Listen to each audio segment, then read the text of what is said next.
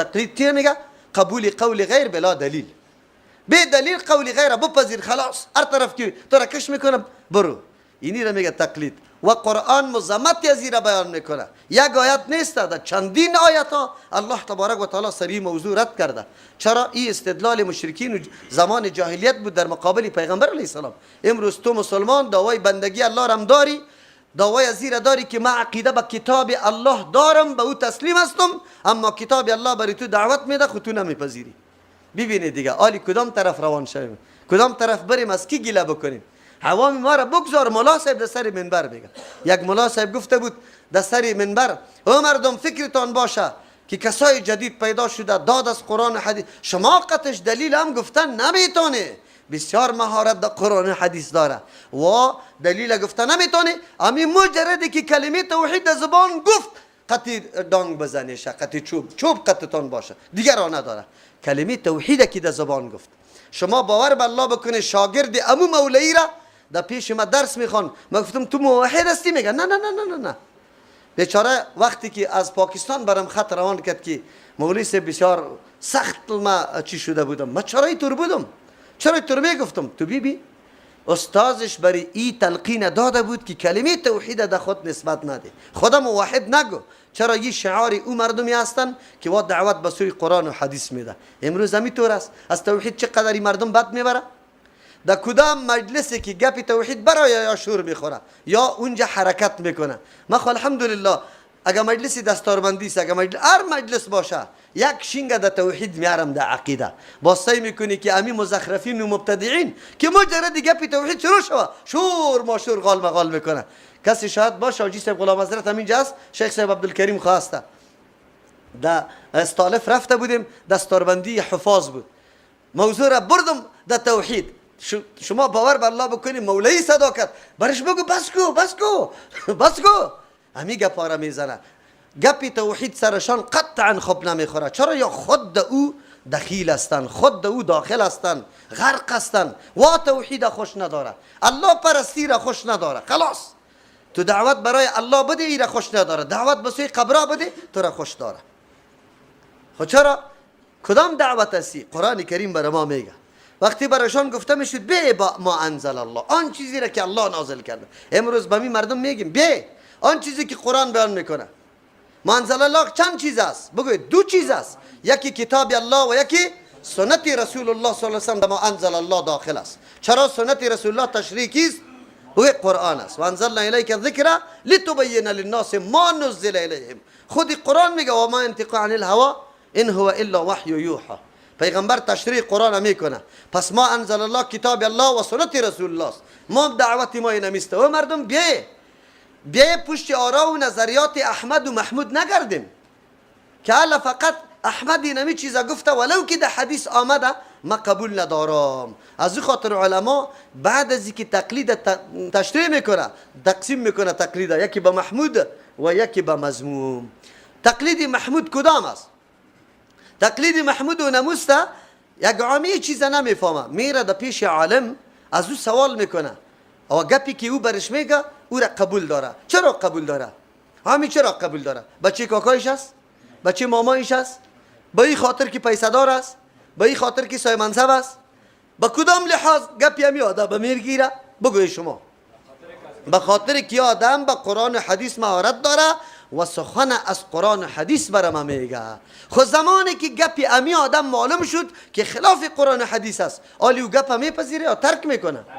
ترک میکنه. اینجاست. تو در مجردی که رفتی از او سوال کردی و سوال از او را جواب از او را تو قبول کردی، روان شدی به مورا، اینی را بنامی اگر با اصطلاح تقلید مینامی تقلید برش بگو، وگرنه اتباع است. چرا ای آدم تابعداری از او را از نگاه دلیل کرده یا بی دلیل کرده؟ او از این خاطر کرده که ملا صاحب است قرآن و حدیث خوانده، به دلیل شریعت مرا اینی امر کرده، به دلیل شریعت ای امر کرده، ما باید ای امر بپذیرم عمل سرش بکنم. خود زمانی که معلوم شد برش که امین مرا از دلیل سخن نگفته، حالی قابل اتباع است، در راه از او روان شوه نشوه. ببینید این خیلی فرق واضح است، یکی تقلید است یکی اتباع. اتباع پیروی از کسی، در نقش و قدم کسی رفتن بنابر چی؟ دلیل. او تقلید چی را میگه؟ اتباع یا پیروی و عمل کردن کسی بگوی بلا دلیل. ابن همام شارح هدایه صاحب فتح القدیر رحمه الله او امیر میگه که تقلید عبارت از عمل کردن به قول کسی است که او دلیل قول از او دلیل بالای تو نیست، حجت بالای تو نیست. قول از او حجت بالای تو نیست او تو تابعداری از او را میکنی. قول کسی که حجت باشه از او پیروی کردن او را تقلید گفته نمیشه، او را اتباع گفته میشه. از قرآن حدیث پیروی کردن، از قول صحابی پیروی کردن، قاضی حکم کردن به 2 دانه شاهد، این قولش حجت است. چرا شریعت گفته که 2 نفر شاهدی بده او شهادتش است مقبول است. اینا میگه پیروی کردن عمل کردن به قول کسی که قولش حجت نباشه، تو از قول از پیروی بکنی به قول از عمل بکنی، اینی را به نام تقلید یاد میکنه. و اینمی عمل کردن در جواز و عدم جواز، در حلال و در حرام باشه. این بسیار تعریف جامع و مانع است که صاحب فتح القدیر کرده. اینطور نیست که شما در مذاهب علمایشان فقط همینطور کسی ثابت نمیتونه از امام ابو حنیفه رحمت الله علیه که گفته باشه در هر قول ما شما تابعداری مرا بکنی.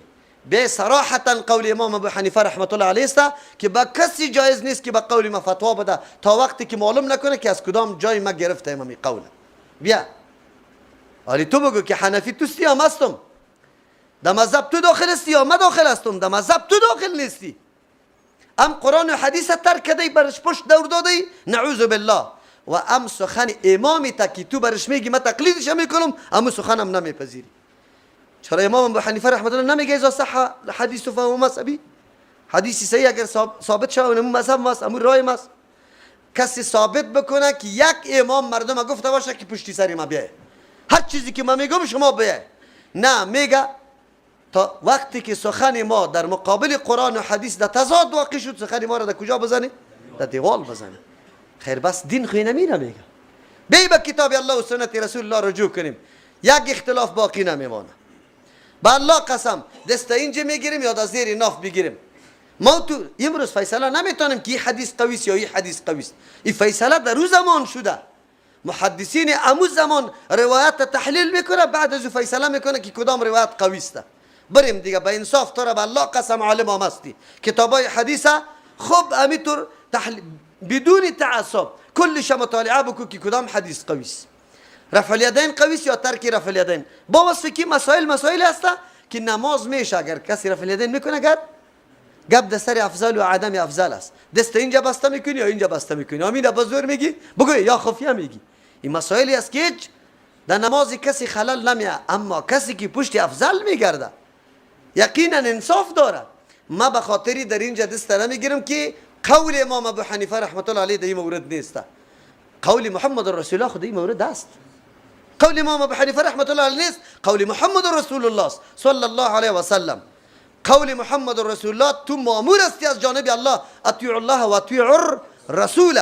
خب گاهی در یک جای نگفته که اطیعوا چیست ابا حنیفه تا در کدام جای ثابت کرده میتونی؟ در کجا گفته؟ مردم باز میگه مولوی صاحب دمی مذهب چسبیده در بدر کرده ما را. نکاح شافعی را با حنفی امی علما نگفته حرام، نماز در پشت یکی دیگهش نمیخوانه. تا امروز امی موضوع نیست، امی افتراق نیست. برو در کتابای نعوذ بالله لعن به امام شافعی رحمت الله علیه وجود نیست. امیر نوشته نکرده که میگه پیغمبر فرموده که در امت ما کسی پیدا میشه که نامش محمد ابن ادریس است، او از اولاد ابلیس است، نعوذ بالله. خب بگو در اینطور شخصیت ها تو بنابر تعصب مذهبی اینطور خرافات و اینطور نعوذ بالله طعن و لعن میگی، این کدام دین است؟ این کدام است؟ دیگهش باز هنوز نقل میکنه، میگه امام شافعی رحمت الله علیه در پالوی قبری امام ابو حنیفه آمد، باز چیسته اینجا چی کرد؟ نماز خواند. باز در نماز خود امی دعای قنوت در چی نخواند؟ در بعد از رکوع، قبل از رکوع خواند. به خاطر چی؟ که مسلک امام ابو حنیفه رحمت الله علیه دعای قنوت قبل از رکوع بود او مسلک از او بعد از رکوع بود. یک امام بزرگ دین در پالوی قبر کسی نماز میخونه؟ در هر جای نماز صحیح است، خود در جای نماز صحیح نیست بنابر حدیث. یکی در مقبره نماز صحیح نیست، در پالوی قبر، و یکم در حمام نیست. این حدیث های صحیح است. او کسی که در پالوی قبر نماز میخونه پیغمبر برش لعنت گفته. چطور شده میتونه یک امام بزرگ بیا با در پالوی قبر امام بزرگ دیگه چی بکنه؟ نماز بخوانه. چرا خودسازی و روایت های خود ساخته و پرداختی تانه برای فضیلت بیان میکنه؟ چرا اینطور کار میکنه؟ نه، اگر امام ابو حنیفه رحمت الله علیه قابل قدر و عظمت است، به خاطری است که عرق ریزی در کشیدن مسائل از حدیث و قرآن کرده، عرق ریزی کرده، مسائل کشیده، از دو خاطر قابل قدر و قیمت است. امی عمل اگر امام شافعی کرده قابل قدر نیست؟ اگر امی عمل اوزاعی کرده، ثوری کرده، اگر این عمل احمد ابن حنبل و امام مالک کرده، اگر این عمل هر کسی دیگر مثل امام بخاری کرده، محدثین کرام تابع کدام مذهب نبود؟ یکیشان تابع کدام مذهب نیسته. اگر وا امی قدر استنباط میکنه، مسائل باب میگذاره. امام بخاری رحمت الله علیه عجیب یک استنباط از یک حدیث در کتاب شما میبینی 30 مرتبه آمده، در 30 مرتبه 30 مسئله رسمیش استنباط کرده، باب برش وضع کرده، گذاشته. چقدر فقاهت است، زیرکی است. تو ولی او را قدر نمیکنی، او را عزت نمیکنی. مشکلی نمیجاست که پیش ما باز میگیم 4 مذهب قبول داریم، خو یکی دیگه شه باید عمر هم عمل سرش نمیکنیم. چرا کدام دلیل داری که تو همیشه به قول امام ابو حنیفه رحمت الله علیه عمل بکو، به قول امام شافعی نکو، به قول امام مالک نکو، به قول احمد ابن حنبل نکو؟ کدام دلیل داری؟ بگو برام. حالا اگر انصاف باشه، خب دفع الیدین تو نمی قرائت خلف الامام نمیکنی، سوره فاتحه را پشت امام حتی در نمازهای خفیه نمیگی. چرا؟ امام ابو حنیفه گفته. خب امام ابو حنیفه گفته، 3 امام دیگه گفته که خوانده شوه. تو از یکی را قبول داری، از 3 را نداری. من از ما کده امام ابو حنیفه خوب میفهمید. یک عالم جید امی وطنیتان در مردم گفته که مولوی سے متوکل از امام ابو حنیفه کده مولی زیاد خود بالا میتراشه. ما خوب میفهم، مولوی متوکل خوب میفهمه یا امام ابو حنیفه رحمت الله علیه؟ ما ادعا نکردیم که نعوذ بالله علم ما از امام ابو حنیفه بلند است. خواست تو سوال دارم از تو عالم که خیر امام ابو حنیفه رحمت الله علیه خوب میفهمید یا امام شافعی، امام مالک، امام احمد بن حنبل؟ برو گپ در سری فهمیدن که هست یکی در معیار ثابت بکنیم که کدامش خوب میفهمید. 1 نفر خوب میفهمه یا 100 نفر خوب میفهمه؟ 100 نفری که زمان امام ابو حنیفه رحمت الله علیه است.